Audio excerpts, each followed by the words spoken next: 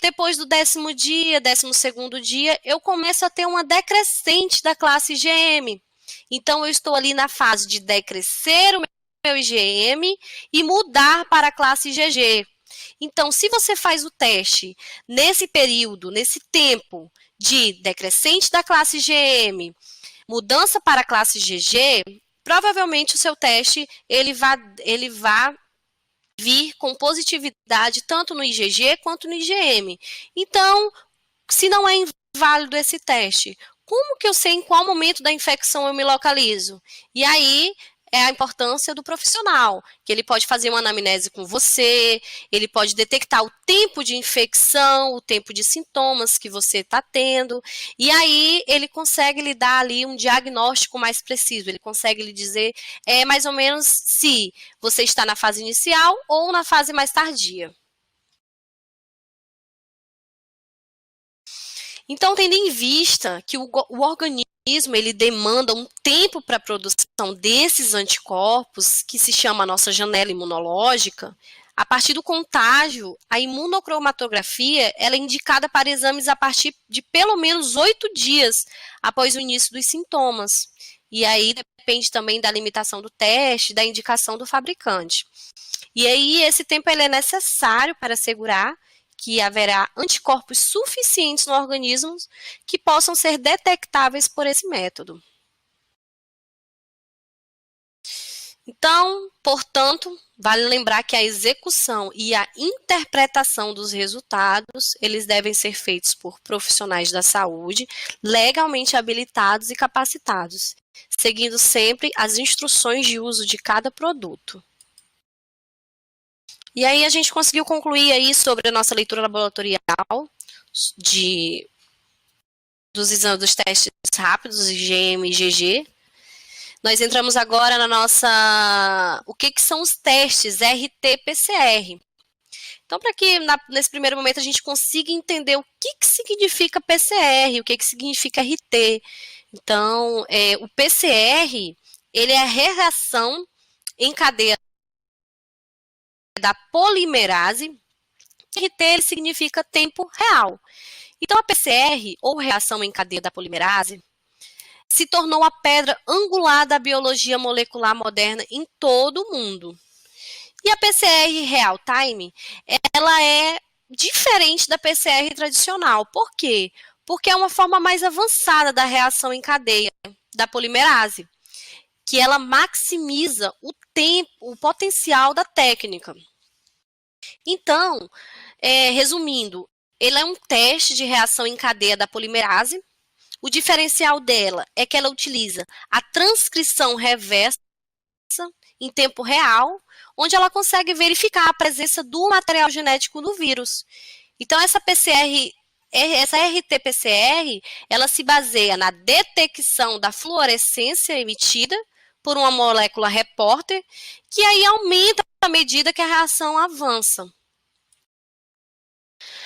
O aumento da fluorescência, ela ocorre devido ao acúmulo do produto da PCR, que é o fragmento alvo, a cada ciclo de amplificação. Mais à frente nós vamos ver o passo a passo de como fazer o teste PCR. Então, ela facilita o monitoramento da reação à medida que ela progride, e ela pode se detectar quantidades extremamente mínimas de ácido nucleico do patógeno investigado e quantificar o produto final com mais precisão. É considerado, esse teste RT-PCR, ele é considerado o padrão ouro, ele é o mais avançado que existe no diagnóstico da Covid-19. A confirmação dela ela é obtida através da detecção do RNA do SARS-CoV-2 na amostra analisada e preferencialmente, ela é obtida de raspado de nasofaringe. Os testes de RT-PCR e de antígenos, eles têm a função diagnóstica, sendo o teste definitivo usado pela Organização Mundial de Saúde. Então, esses testes, eles identificam o vírus no período em que ele está ativo no organismo, tornando-se possível aplicar a conduta médica apropriada.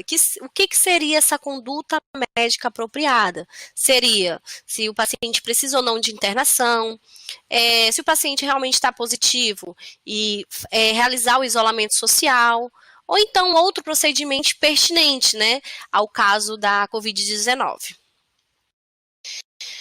E aí os testes, eles são realizados de acordo com as coletas, né, de uma amostra no tecido biológico. Geralmente, eles utilizam secreção respiratórias, são coletadas por meio de suaves, de orofaringe, que é coletado na garganta, ou nasofaringe, coletado no nariz.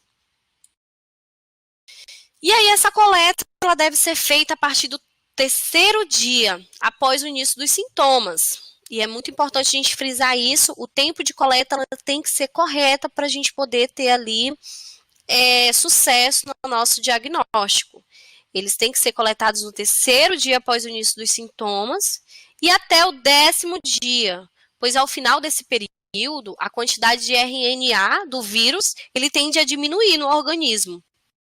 Então, ele é um teste indolor, porém, ele pode ser incômodo a alguns pacientes. A gente sempre vê ali as pessoas, né, que eles veem, chamam tipo de um cotonete grande, mas não é, o nome desses cotonetes se chama suaves, e apesar dele ser indolor, ele pode sim ser incômodo, né, para alguns pacientes. E aqui nós temos o nosso passo a passo da RT-PCR. E aí, como que a gente faz esse exame? Como é que ele é analisado? Como é que ele é feito? Primeiramente, nós temos que fazer a coleta da amostra biológica, ou nasofaringe ou orofaringe. E aí, o segundo passo, nós temos que extrair a molécula de DNA.